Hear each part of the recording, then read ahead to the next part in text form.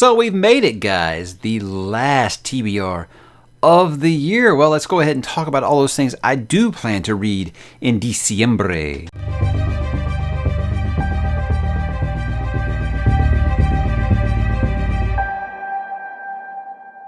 Hey, what's up, bookworms? Mike back with another TBR video. This one for the last of 2023. This is going to be for December, guys. It's been a fun year. I was actually going through and starting to put together like my top 10 for the year, and I was actually stunned because it was very hard to find just 10. And then also, on the other hand, my most disappointing, I wasn't coming up with a lot. So it's been a very good reading year. It's got me kind of shook thinking, what if one of these books from December actually is in my top 10? So could be an exciting run up to the final days of 2023, guys. Fun reading year. We're going to go ahead and close it out by talking about what I plan to read for the remainder of 2023. Now, this is quite ambitious. Again, I think you always want to try to get everything off your list that you can. I've already accepted I'm not going to be able to finish all the *ŌĆØ𝕉 this year, and that's okay.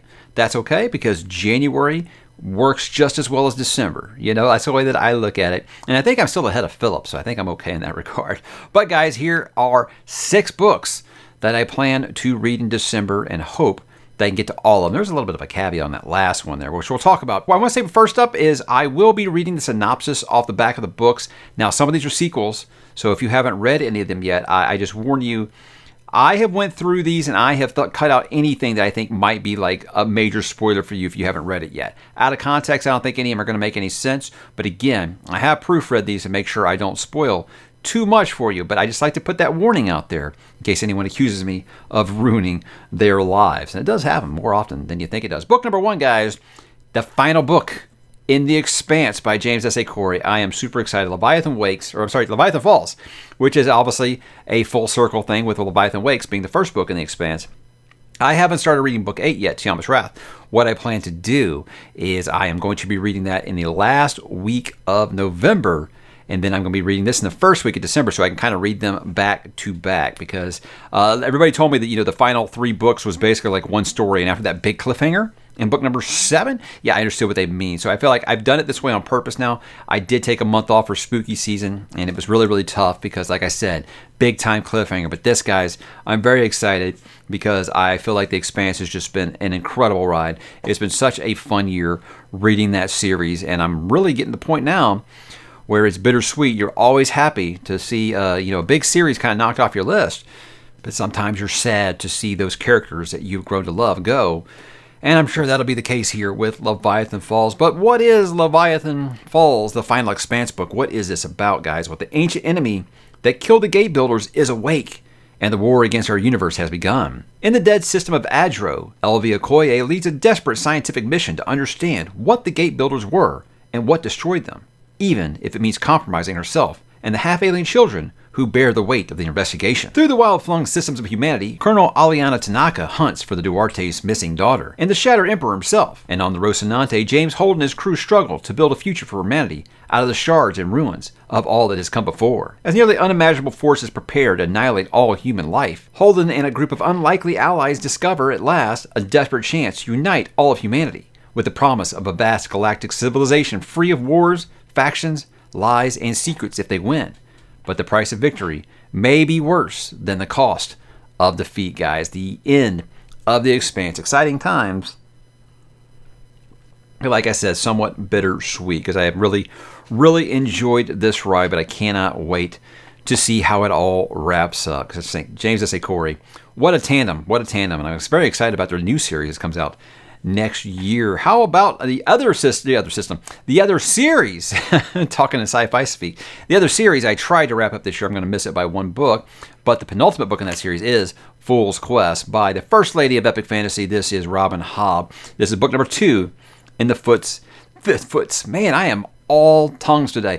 The Fits and the Full trilogy. This is the Fool's Quest. I really loved book number 1, guys. I thought it was a lot of fun. Fool's Assassin. I can see why there are some people that doesn't click with me. Like I said, I feel like sometimes her slice of life really hits. Like you look at Fool's Errand, I absolutely loved it. And then sometimes her slice of life is a big miss for me, like in Golden Fool. With this one, I felt like it was more Fool's Assassin than it was Golden Fool. If you're really confused by these titles, that's book numbers 1 and 2 of the Tawny Man trilogy. It's taken me a while to really remember a lot of these titles as well. And in fact, I wouldn't be shocked if I just got those wrong just now. But I felt like, okay, with this one, it has a lot of that stuff that I love. It has a lot of that, that dad shit that I always talk about. It had a lot of coming of age, which I wasn't expecting. And it has some things where you kind of looked at some things from point of view outside of just Fitz. And I thought that was a really, really nice touch. Because we really get to see how other people feel about Fitz, not just the maybe unreliable narrator that he can be sometimes. So I thought it was a really, really nice touch. It's got me very, very excited for this next book. But Fool's Quest, guys, what is Fitz and the gang up to this time? Well, long ago, Fitz and the Fool changed the world, bringing back the magic of dragons and securing both succession and the stability of the kingdom, or so they thought. But now mysterious pale-skinned figures whose plans for world domination may change everything. Distracted and swept up against his will in the intrigues of the royal court, Fitz lets down his guard. And in a horrible instant, his world is undone, and his most beloved thing in the world is stolen away by those who would use it as a weapon. But Fitz's chivalry farseer is not without weapons of his own, and ancient magic still lives in his veins. And though he may have let his skills as a royal assassin diminish over the years, such things, once learned, are not so easily forgotten. Now enemies and friends alike are about to learn that nothing is more dangerous than a man who has nothing left to lose. You're telling me this is going to be a Fitz Revenge Tour book? Sign me the hell up. Because sometimes I think, Fitz, I understand why you're doing that, but sometimes you just got to take the gloves off, because your opponent would. So I felt it sounds like that's what this is headed towards, and I think that I would be quite okay with that. Look, you got to think about like the ways of the Jedi. You don't do stuff out of revenge. But you know what? Sometimes there's some things where it's like, hey, fuck around and find out. And I feel like that's what they're doing to Fitz, and it feels like it's past the breaking point here. And I'm anxious to kind of see a little bit of his humanity slide for a moment, and he just gets a little bit raw on some people. So I'm here for that. I am absolutely here for that. But again, I think if you go into Robin Hobb books expecting it to be a lot of the punching, a lot of the action, you're probably going to be disappointed. It is the very definition of slow burn fantasy. It is very much a character study, and I feel like we're going to get to the point now where we got to start wrapping some things up. Obviously the middle book of this final trilogy, we got to wrap some things up and set the stage for Assassin's Fate. Now, what I hope that this is not like Golden Fool, where it was a whole book was just setting up this thing that they talked about doing at the end of book 1, and then they didn't start doing it until the middle of book 3. I'm hoping it's not that.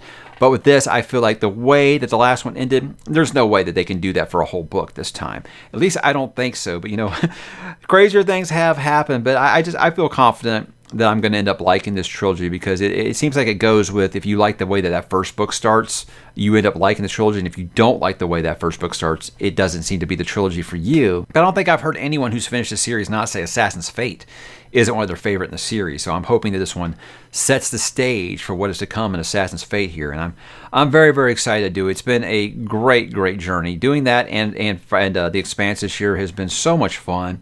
I've said I kind of want to get out of doing these long series, because it feels like, half your month is already planned before you even get going. But I don't regret doing either of these one bit. And having someone there with me, Philip's been reading this with me this year, has been quite the journey. And having so many people that love and respect the series, just be excited to talk with me about it, because it's something that they love, and I can give them my feedback on it. It's been a great ride. It's been a great, great ride, and I'm excited to almost be towards the end. But very much like The Expanse, I will probably be wrecked by the end of it, when you realize, like I was with Wheel of Time, where it was like, I'm so glad that I have finished this series, but the realization hits you that you can't just say, okay, well, I'm going to grab the next book now. That's hard when you finish a series this long, because you really have come to know and love those characters like family. And so it should be very, very bittersweet, to say the least. Next up, this one, guys, has been on my list forever. The minute that I did videos back in 2020 talking about or that might have been 2019. I don't even remember how long ago it was now, but I said I was really, really liking the works of John Gwynne when I was reading The Faithful and the Fallen. Almost every comment was like, well, have you read any David Gemmell? Because, that's what this was really like, a love letter to. And I kept saying no, but, I'll check it out. I'll check it out. So much so that someone finally sent me Legend. So I feel like I got to do it now. Actually, guys, I had a video a while back where I said, hey, what series should I start after I finish the Realm of the Eldlings, my next big fantasy series? What series should I start? And I took a vote, and David Gimel's ℓ𝕤 Saga is the one that did win that contest. Very, very close contest, but it did win. And I don't think that there's anyone who has said they don't think I'm going to love this book. So I'm excited to do it. I've heard that David Glimmel is, of course, just one of the staples of epic fantasy. And I feel like it's going to be kind of more in that traditional fantasy kind of way. And that's okay. That's okay with me. I love stuff like that. But again, that's just all guesswork on my behalf. I don't know a ton about this series or this author, just that he is very well respected and very well loved, and apparently is very, very influential to several of the authors that I do read and constantly talk about how much I do love. But guys, the legend, if you are like me and you're one of the last people on earth who seems to have not read this book, let's talk about what this one is about now. ℓ, Captain of the Axe. He is the stuff of legends. Tales of his battles are told throughout the land, and the stories expand with each telling. But ℓ himself grows older until finally the warrior turns his back on glory and retreats to his mountain lair, and there he awaits his old enemy, death. But far below, the barbarian hordes are on the march. All that stands between them and the ℓ people is a great citadel that seems destined to fall. If it does, the nadir will sweep inexorably across the land, killing all who oppose them. Reluctantly, ℓ agrees to come down from his mountaintop to lead this last, hopeless fight. Loss causes me nothing to him. He has fought in such battles 1,000 times in 1,000 lands, and as a hero to inspire a new generation of warriors, he is ℓ, the legend. Is it ℓ or is it ℓ? Because I feel like I'm going to be saying it wrong. That happens a lot. You guys, I don't audiobook, so you guys let me know what the correct way to say that is. I'm going to say ℓ for now, but obviously that's it looks like a really quick read. Everyone tells me those are very much like the Drizzt books, where hey, you can read them really, really quick, and that's why they didn't mind recommending another long fantasy series to me after I said that I was not really wanting to get into another long series going forward. But I will be trying at least Legend, and I am fully expecting to really enjoy it just based off of the feedback and off of the legacy I think that book has up to this point. A book named Legend has a legacy. Imagine that. The same kind of thing here. I had a video where I talked about, hey, well, the other long series I'm doing this year, The Expanse. What is the next sci-fi series that I should read? Now, that one was not close. This one was a runaway win. That was Children of Time by Adrian Tchaikovsky. Now, Tchaikovsky is to me, he's like the Brandon Sanderson of sci-fi in that he writes at like a pace you cannot believe. Like no one can keep up with. This guy's coming out with books this thick once, sometimes twice a year. The guy just seems to be a machine. Like they're reading Shadows of the Apt on my Discord server, and I just look at the size of these books. I'm like, there's 10 of these, and they're all this size, and they all came out in like that short of a span. So the guy seems to be a machine when it comes to writing.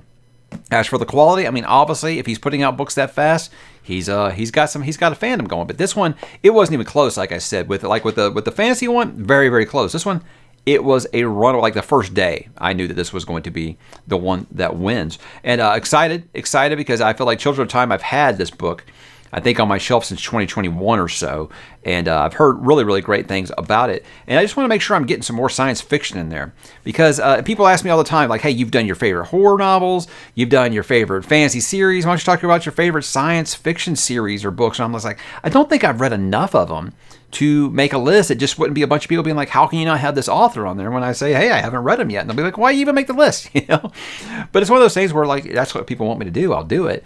But you got to understand that, hey, I haven't read nearly as much sci-fi as I have horror or fantasy up to this point. So I want to make sure that I'm doing more of that. And starting with Children of Time sounds like a great one, because this book has a really, really banging synopsis. And that synopsis is that the last remnants of the human race left a dying Earth, desperate to find a new home among the stars. Following in the footsteps of their ancestors, they discover the greatest treasure of the past age, a world terraformed and prepared for human life. But all is not right in this new Eden.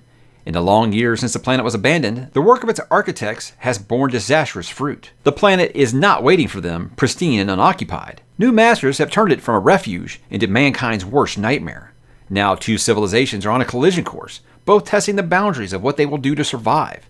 And as the fate of humanity hangs in the balance, who are the true heirs of this new Earth? Now, I'm not going to lie to you guys. I've already had it ruined for me what that other race is, but that doesn't make me any less excited about this book. I do wish people didn't have to be so anxious because they know what some of my fears are, so they didn't have to like throw some of these things out at me, because I think that would have been a nice revelation.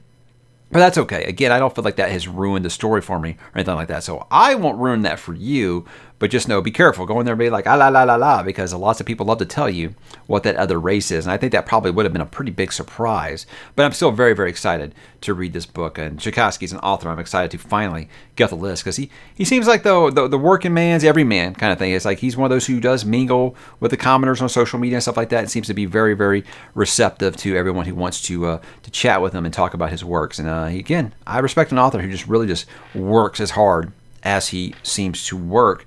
Robert McCammon's really kind of an enigma to me. He has 2 of my favorite books ever written, and then he has everything else. Because I've read 2 other books by his so far, and I've been like, they're not bad, but I was just like, I think I set the bar too high, starting with Swan Song and Boy's Life. I almost call it Swan's Life and Boy's Song. How about that? Really, really amazing how the brain works sometimes, isn't it? But yeah, They Thirst was just okay to me. Wolf's Hour was kind of a miss, if I'm being honest. So I really feel like, okay, well, what was I going to do next? Because I think the guy's a great writer. He writes characters almost as good as Stephen King. I'm really, really impressed with how he does. But I was like, the story just hasn't landed with me in these last couple. But the series that comes up a lot to me, guys, is Matthew Corbett. Now, I don't have Speaks the Nightbird on physical. I did buy a digital version of it last year. And there's a gentleman, Bald Booktuber, you guys might know him, Scott, on my Discord, one of my Discord moderators, and a great, great human being. And one of my co-hosts on Throne Zone. He's really been pushing Matthew Corbett on me for about, 18 months or so now. And he said he thinks I'll like it just as much as I like those others. So, again, that's high expectations, but I'm going to go into it completely without expectations, I think, because that's what's really harmed me with the last couple of Robert McCammon books. Just accept this is something a little different. You know, he did retire from writing and then came back like a decade later and started writing this Matthew Corbett series that people just seem to be completely crazy about. So Speaks the Nightbird, it's a big old chunky book, so that's where I'm going to kind of be pushing it. And I won't be shocked if this one rolls into January, but I do want to make sure I get to it. So what is Speaks the Nightbird, book number 1 of Matthew Corbett, about? Well, the Carolinas in 1699, the citizens of Fount Royal believe a witch has cursed their town with inexplicable tragedies, and they demand that the beautiful widow Rachel Howarth be tried and executed for witchcraft. Presiding over the trial is traveling magistrate Isaac Woodward, aided by his astute young clerk, Matthew Corbett. Believing in Rachel's innocence, Matthew will soon confront the true evil at work in Fount Royal. Desperate to exonerate the woman, Matthew begins his own investigation amongst the town people. Piercing together the truth, he has no choice but to vanquish a force more malevolent than witchcraft in order to free Fount Royal from the menace claiming innocent lives. I'll be honest with you guys, I had no idea that's what this book was about. You look at the covers, they look like pirate books. You know, you got your tricorns, you got your ships and stuff. It looks like that. But no, it is not. 1699 in the Carolinas.